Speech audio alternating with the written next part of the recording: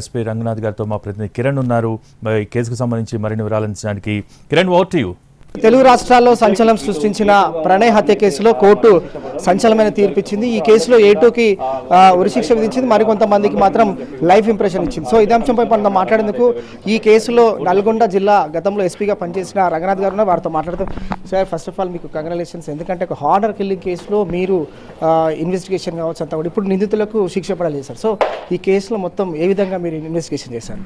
Investigation చేసింది ఇదిగో మన శ్రీనివాస్ వీళ్ళ టీము, వీళ్ళు చేశారు. వీళ్ళు చేసి వీళ్ళ టీం అంతా కూడా చేసిన దాన్ని నేను ఒక ఎస్పీగా నేను గైడ్ చేస్తూ ఉండేవాడిని. అప్పుడు శ్రీనివాస్ అక్కడ డిఎస్పీగా ఉన్నారు. ఛార్జ్షీట్ ఫైల్ చేసింది కూడా, ఎందుకంటే అది SC/ST కేసు.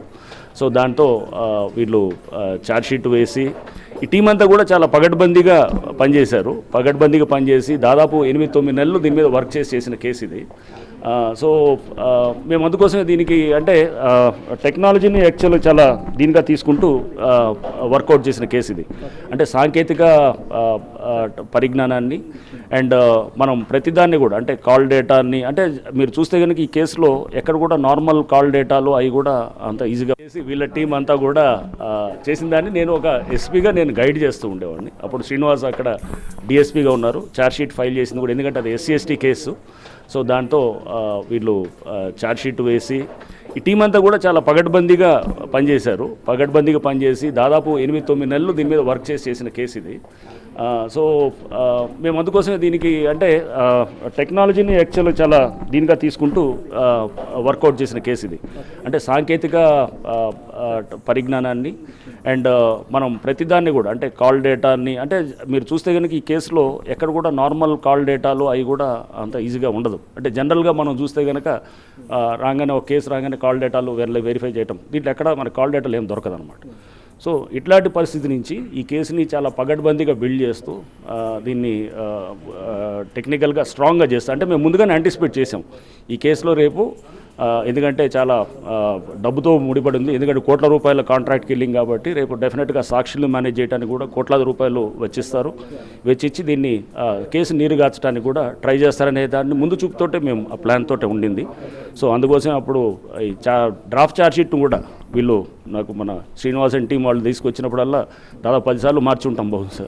సో మార్చి దాన్ని ఇంకా బెటర్గా చేయాలి. ఇంకా కేసులు మనం లేదు ఇక్కడ ఇది రావచ్చు, రేపు ఇది రావచ్చు, ముందుగానే యాంటిసిపేట్ చేసేవాళ్ళం. అంటే రేపు ఈ దీంట్లో ఏ విధంగా అడగవచ్చు, మన ఒక డిఫెన్స్ అడ్వకేట్ కానీ ఒక క్రాస్ ఎగ్జామినేషన్లో కానీ ఏ విధంగా రావచ్చు అని దాన్ని మేము ఒక డిస్కస్ చేసుకునేవాళ్ళం. గంటల తరబడి రాత్రులు దాకా కూర్చొని చేసుకున్నప్పుడు మాకు అంటే ఈ విధంగా రావచ్చు కదా, ఇది వస్తే కనుక ఇది వచ్చిన దీన్ని పట్టుకుని వాళ్ళు మాట్లాడవచ్చు. అందుకోసం అవన్నీ కూడా మేము ఒక ఇది చేసుకుంటూ కంటిన్యూస్గా దాన్ని ఇంట్రోస్పెక్ట్ చేసుకుంటూ ఆ కేసులో మనం 100% ఇవ్వాలనే దాంతో చేసింది.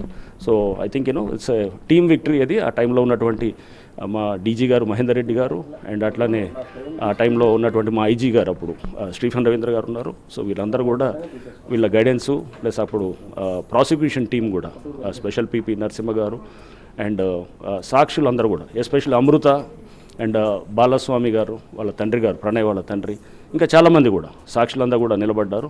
మా టీం బేసికల్గా అందరూ కూడా కంగ్రాచులేట్ ఆ ఇన్వెస్టిగేషన్ టీం అందరూ కూడా. సార్, ఈ కేసులో కరడుగట్టిన నేరగాళ్ళు ఇప్పుడు బారి కానీ అస్గర్ కానీ సో వాళ్ళని ఇన్వెస్టిగేషన్ చేసినప్పుడు ఇంట్రాగేషన్ చేసినప్పుడు కావచ్చు, తర్వాత మారుతిరావుతో మీరు మాట్లాడినప్పుడు ఆఫ్టర్ సూసైడ్ కానీ అట్లా పరిణామాలు ఎట్లా ఉన్నాయి సార్? నెక్స్ట్ ఇది స్టాండర్డ్ ఇదండి. ఒక ఏంటంటే మనం ఆ రోజు నేను 2018లో కూడా ప్రెస్ మీట్ పెట్టినప్పుడు సెప్టెంబర్ 18th రోజు చెప్పడం కూడా జరిగింది. సో ఇది ఒక ఆనర్ కిల్లింగ్గా తీసుకోవటం, అంటే ఒక ఆనర్ అనే దాని గురించి కూడా వచ్చినప్పుడు ఇష్యూస్ వచ్చినప్పుడు కూడా అంటే పరువు అనేది దానికి అసలు కాన్సెప్ట్ ఆఫ్ పరువు గురించి కూడా డిస్కస్ చేసాం. అసలు పరువు అనేది ఎవరికి ఉండదు, అందరికీ ఉంటుంది. పరువు అనేది ఎవరిని అంటే ఒక్కొక్క కులానికి ఎక్కువ పరువు, ఇంకొక కులానికి తక్కువ పరువు అనేది ఇవన్నీ కూడా ఈ రాంగ్ నోషన్స్లో నుంచి వచ్చినటువంటిది. పరువు హత్య అనేది కూడా కరెక్ట్ కాదు అనేది భావనలో ఉండేవాళ్ళం. సో ఇది అంటే ఆనర్ కిల్లింగ్ అనేది కూడా అనటం కూడా భావ్యం కాదేమో బేసికల్గా. But okay, this is how the public మాట్లాడే టెర్మినాలజీనే నేను మాట్లాడుతున్నాను. సో దీన్ని ఒక ఆనర్ కిల్లింగ్గా, కాంట్రాక్ట్ కిల్లింగ్గా, హైర్డ్ కిల్లింగ్గా అండ్ దీంట్లో ర్యాన్సమ్ అమౌంట్ కూడా పెద్ద, అంటే దాంట్లో ఉన్నటువంటి హైర్డ్ కాంట్రాక్ట్ అమౌంట్ కూడా కోట్లాది రూపాయల్లో ఉండింది. అండ్ దీంట్లో ఇన్వాల్వ్ అయిన వాళ్ళు కూడా వాళ్ళే మామూలు వాళ్ళు కాదు, అంటే నార్మల్ ఏదో వాళ్ళందరికీ కూడా తెలుసు ఎలా తప్పించుకోవాలి సిస్టమ్స్ నుంచి అనేది. సో వాళ్ళకి తెలుసు ఆల్రెడీ వాళ్ళు ఇంతకుముందే ఇది మన హిరేన్ పాండ్యా కేసులో కూడా అప్పుడే గుజరాత్లో అప్పుడు నరేంద్ర మోడీ గారు వారు ముఖ్యమంత్రిగా ఉన్నప్పుడు ఆ క్యాబినెట్లో ఉన్న మంత్రిని కూడా వాళ్ళు చంపడం జరుగుతుంది. చేసి దాంట్లో A1గా ఉన్నటువంటి అస్గరే దీంట్లో A3 అనమాట. సో దాంట్లో A11 ఉన్నతనే ఇక్కడ A4. సో వీళ్ళందరూ కూడా దాంట్లో ఇన్వాల్వ్ అయినటువంటి చాలా సీరియస్ అంటే చాలా డేంజరస్ క్రిమినల్స్ అనమాట. సో వీళ్ళకి తెలుసు సిస్టమ్స్ని ఎలా బైపాస్ చేయాలి, ఎలా దాన్ని సర్కమ్వెంట్ చేయాలి, సబ్వర్ట్ చేయాలి, ఇదంతా కూడా వాళ్ళకి తెలుసు. సో అందుకోసం మాకు అంత ఈజీగా ఏం దొరకలేదు. సో సాక్ష్యాలు కూడా మీరు చూస్తే కనుక మీరు అప్పుడు మర్డర్ చేసినప్పుడు ఒక రోడ్డు మీద ఒక నరకుడు నరకటం తప్ప సీసీ ఫుటేజ్ తప్ప ఏది ఉండదు. అది కూడా ఓన్లీ జస్ట్ మనకి కాస్త వెనకాల నుంచి ఒక సరిగ్గా కనబడినాకుండా అది తప్ప ఇంక వేరేది ఏముండదు. ఎక్కడ కాంటాక్ట్స్ ఉండవు. అంటే శర్మకి మారుతీరావుకి ఎక్కడ సంబంధాలు ఉండవు. అసలు కాల్ డేటానే ఉండదు అసలు. అంటే వాళ్ళకి మనం ఇంత పగడ్బందీగా జరిగిన దాన్ని అప్పుడు తర్వాత చాలా జాగ్రత్తగా టీం అంతా కూడా మా వాళ్ళు 4 డేస్లోనే September 14th, 2018 ఈ మర్డర్ కేసు అవుతుంది. September 18th కల్లా అందరినీ మెయిన్ ముద్దాయిలు అందరూ కూడా దాదాపు A1 to A6, A7 దాకా అందరూ అప్పుడే అంటే 6-7 ప్రధానమైన ముద్దాయిలందరూ కూడా ఇమీడియట్గా 4 రోజులు అరెస్ట్ చేయడం కూడా జరిగింది. సార్, బాధిత కుటుంబంతో మీరు మాట్లాడారు, ప్రణయ్ ఇటు వారి ఫ్యామిలీతో కూడా. అంటే మీరు దర్యాప్తు చేస్తున్న సమయంలో పోలీసుల పైన కూడా కొన్ని ఆరోపణలు వచ్చాయి. అంటే న్యాయం జరుగుతుందా లేదా అనేది నేను ఇవన్నీ మామూలు వస్తాయండి. ఇదన్నిటికీ అదే నేను చెప్పేది. ఇప్పుడు హైడ్రాల్ ఎలా అయితే కూడా అంటారో, సో ఇది దీనికి ఆపాదించడం, నెగిటివ్ అట్రిబ్యూట్స్ చేయటం, ఇవన్నీ కూడా ఏదైతే ఉంటుందో అది ప్రతి కేసులో కూడా వస్తుంటుంది. సో ఇప్పుడు ఈ కేసులో కూడా అదేందుకంటే ఏది పోలీసు సరిగ్గా చేయలేదనో లేకపోతే ఇట్లా రకరకాలుగా ఒక్కొక్క మాటలు మాట్లాడేవాళ్ళు, నెగిటివ్గా ఉండేవాళ్ళు ఉంటారు. మనం ఎప్పుడు కూడా అందుకోసం మనం లక్ష్యం మీద టార్గెట్ చేసి ఆ కేసులో మేము చాలా స్పష్టంగా ఉండేవాళ్ళం. 1600 పేజీలు ఛార్జ్షీటు విత్ లాట్ ఆఫ్ టెక్నాలజీని బిల్డ్ చేస్తూ చేసిన కేసు చేసి మాకు బాలస్వామి అండ్ వాళ్ళ ఫ్యామిలీ మెంబర్స్ ఎప్పుడు మాకు చాలా స్ట్రాంగ్ ఉండేవాళ్ళు. కానీ బట్ పక్కన వీళ్ళు వచ్చిన వాళ్ళు కొంత ఏది కామెంట్ చేసేవాళ్ళు, వచ్చేసి లూజ్గా మాట్లాడి పోలీస్ని తప్పుగా అంటూ లేకపోతే ఇలా కూడా ఉండేది. అవన్నిటి కూడా మనం పట్టించుకోకూడదు. సో ఇట్లాంటివన్నీ కూడా మాకు అలవాటే. ఎందుకో ఎక్స్పీరియన్స్ చూసాం కాబట్టి ఒక సెన్సేషనల్ కేసెస్ లేకపోతే ఇంపార్టెంట్ అసైన్మెంట్ ఏమైనా చేస్తున్నప్పుడు ఇటువంటి నెగిటివ్ కామెంట్స్ వస్తుంటాయి.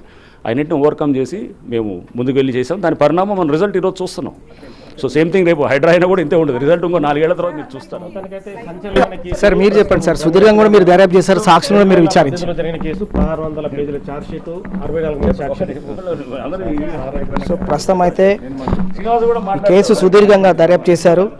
మొత్తంగా 7 ఏళ్ల పాటు ఈ కేసును ఇన్వెస్టిగేషన్ కావచ్చు, ఇంట్రాగేషన్ కావచ్చు, దాదాపు 1600 పేజీల ఛార్జ్షీటు, చాలాసార్లు కూడా ఇన్వెస్టిగేషన్లో ఇంట్రాగేషన్లో కూడా నిందితులు వెలువరించిన అంశాలు, అలాగే సాక్షులను విచారించడం కావచ్చు. 67 మంది సాక్షులను విచారించిన తర్వాత ఒక లక్ష్యంతో ఈ కేసు బాధిత కుటుంబానికి న్యాయం చేయాలన్న ఆకాంక్షతో పోలీస్ వ్యవస్థ పైన ఎన్ని ఆరోపణలు వచ్చినప్పుడు కూడా, ఈ పరువు హత్య కేసులో అనేక ఆరోపణలు పోలీస్ వ్యవస్థ పైన వచ్చినప్పుడు కూడా మేము సాంకేతికంగా అలాగే హ్యూమన్ ఇన్వెస్టిగేషన్ అలాగే టెక్నికల్ ఎవిడెన్స్ పైన ఆధారపడి ఈ కేసులో ఎవరైతే నిందితులుగా ఉన్నారో వారికి శిక్ష పడేలా చేశాము. దీనికి సంబంధించి కూడా ప్రాసిక్యూషన్ వారు కావచ్చు, అలాగే పోలీస్ వ్యవస్థ, టెక్నికల్ టీం అందరూ కూడా ఒక లక్ష్యంతో పనిచేయడం వల్లనే ఈరోజు ఈ నిందితులకు ఎక్కడైతే ప్రణయ్ హత్య కేసుకు సంబంధించిన నిందితులకు శిక్ష పడింది, శిక్ష ఖరారైంది. దాన్ని మేము స్వాగతిస్తున్నామని చెప్పి నల్గొండ జిల్లా మాజీ ఎస్పీగా ఈ కేసు దర్యాప్తు చేసిన రంగనాథ్ గారు అయితే వారి అభిప్రాయం వ్యక్తం చేస్తారు. ఇది latest update. Out to studio.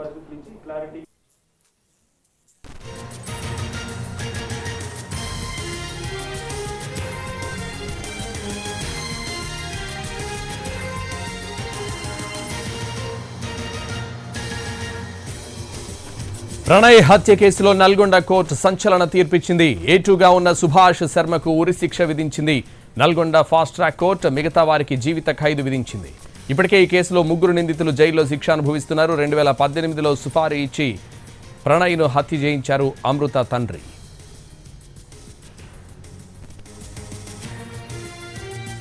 అమృత కులాంతర వివాహం చేసుకుందన్న కోపంతో భర్తను హత్య చేయాలని పథకం వేశాడు తండ్రి మారుతీరావు.